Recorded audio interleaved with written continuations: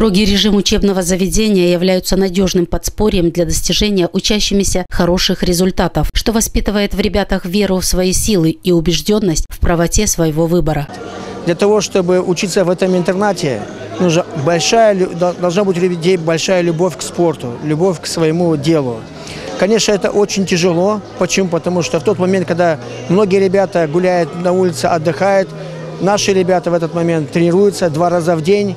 Самоподготовка, учеба, подъем у них 6:45, отбой 10:00. Это большой титанический труд. 13 чемпионов Молдовы сегодня являются воспитанниками спортивного лицея. 4 из них выступят на чемпионате Европы мира, где защитят флаг Молдовы. Лицей гордится своими спортсменами. В этом году многие из вас упорно работали, добились больших результатов, стали чемпионами республики, готовитесь к чемпионатам Европы, стали отличниками, закончили год на 9 и 10. Я хочу вас всех с этим поздравить. Мне очень приятно, что в этом году снова есть у нас чемпионы республики. Есть и чемпион республики и по юношам, и по молодежи в вольной борьбе. Я хочу пожелать нашим боксерам, которых чемпионат республики у нас будет в июле, чтобы тоже был результат.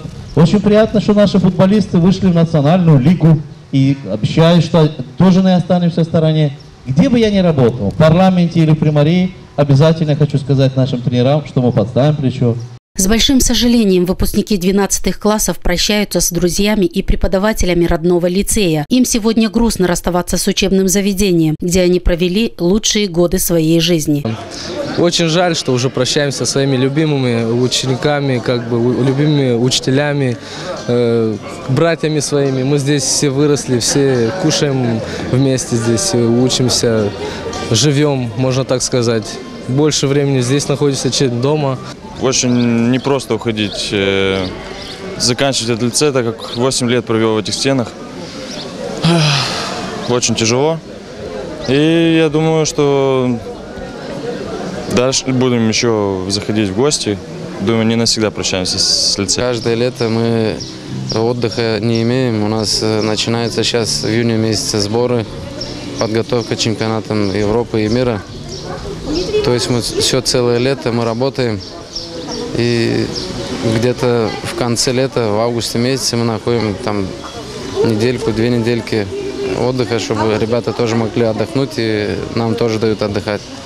В региональном спортивном лицее-интернате сегодня обучаются до 150 мальчишек из всего региона. Это дети разных национальностей – гагаузы, болгары, русские, молдаване, украинцы. По окончанию лицея учащиеся получают степень бакалавра и удостоверение инструктора по профильному виду спорта.